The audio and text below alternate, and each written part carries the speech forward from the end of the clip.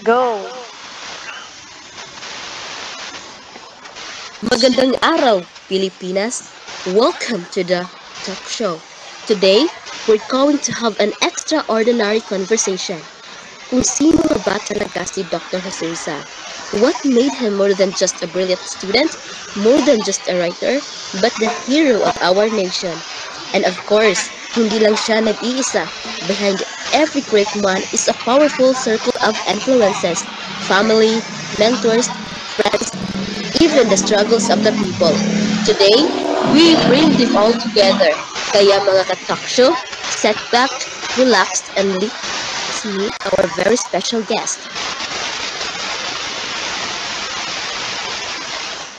Ladies and gentlemen, the moment we've all been waiting for. Let's welcome the national hero himself, calm, intellectual, and sometimes witty. Give it up for Dr. Jose Rizal. Doc, today, wala kang takas sa mga matitinding tanong ko ha. Girl, I welcome your question. The truth must always be spoken.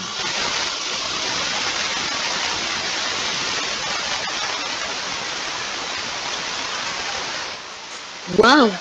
Quoted agad? Mga ka-talk show, I can already feel it. This is going to be a historic episode. Joining us as well, a woman of wisdom, courage, and unshakable love, the proud mother of our hero. Please welcome Doña Chidora Alonso.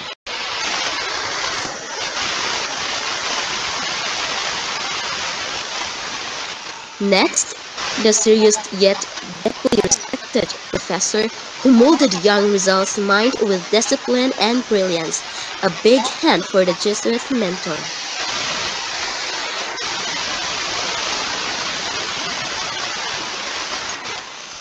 And now, from Europe, a true friend who stood by Rizal and believed in his mission, the warm and scholarly Ferdinand Blumentritt.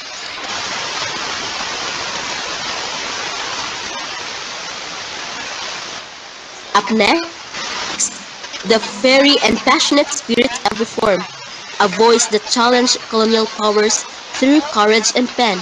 Let's welcome the propaganda movement representative.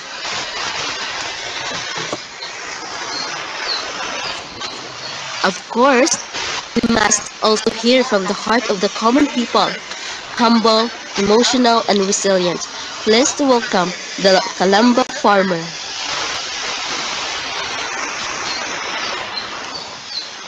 And finally, bringing with him the intense and revolutionary fire of freedom, let's make the loudest applause yet for the Kiki representative.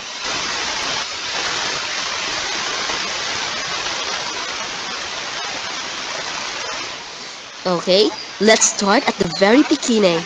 With us today is the woman behind the genius, the first teacher, the proud mother, Doña Chidora. Mommy Chidora, what was Lel Pipi like? Well, Phoebe was always curious.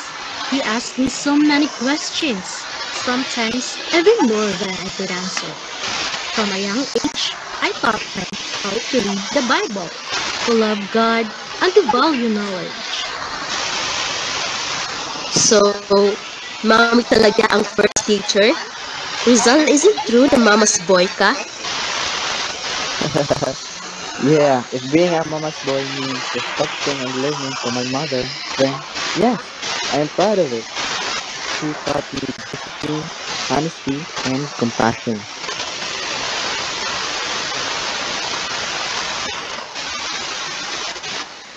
Mga ka-talk show, dapat pala proud tayong magiging mama's boy or mama's girl, lalo na kung ganyang klaseng nanay ang meron tayo. Now, let's talk about student life. Professor, as one of Rizal's Jesuit mentors in Ateneo, what can you share? Alright, so Rizal was brilliant, but humble. He was not loud, but he shone in class. He write a poem, won medals, and um, an achievement in science.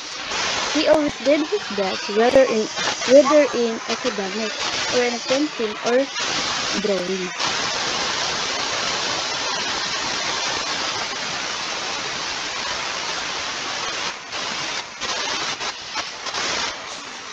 Ay, grabe. Scholar na, artist pa, sportsman pa. Parang complete package na, Rizal. Yeah, I studied hard because I wanted to prove that Filipino were just as capable as anyone in the world. Education gave me.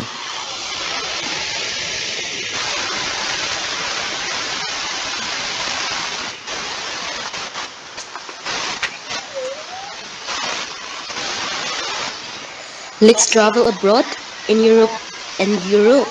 Rizal makes scholars and thinkers. One of them is here today, Professor Ferdinand Blumentritt. Professor, how was Rizal as a friend? Well, Jose was a true scholar, but more than that, he was loyal and kind. We exchanged letters about like history, culture, and politics. So even while far from home, he never forgot the Philippines.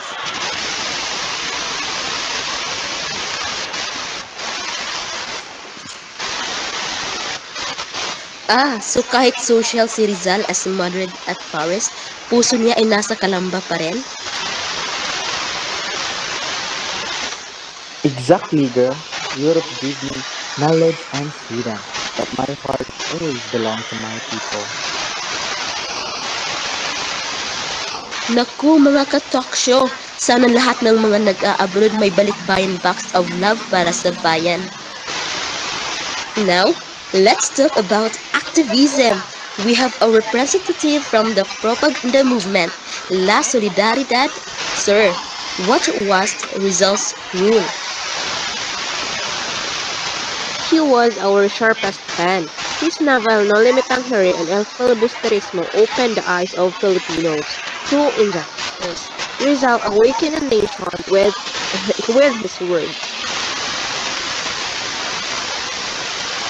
So, para siya yung trending columnist noon? Controversial lagi? Yeah, my aim was not fame, but reform. If my writings caused debate, then perhaps it meant people were finally thinking.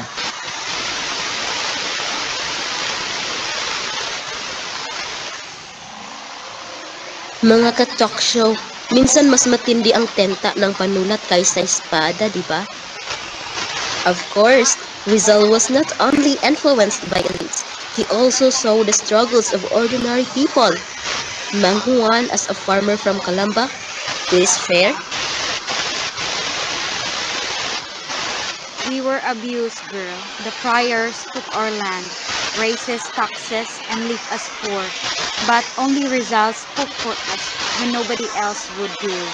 He also gave us a courage.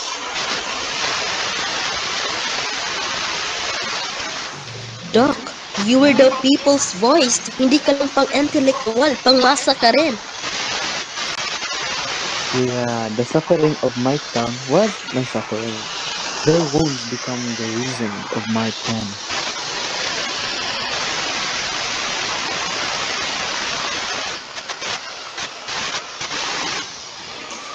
And finally, the revolutionaries representing the Katipunan, welcome. Rizal may not have carried a weapon, but his words give us the courage to fight. Also, without him, there would be no Katipunan.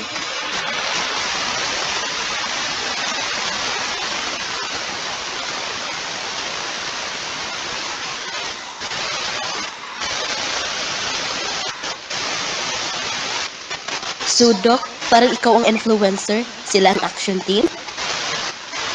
Yes, girl, I chose peaceful means, but if my word became their fire, then I am proud to have inspired them.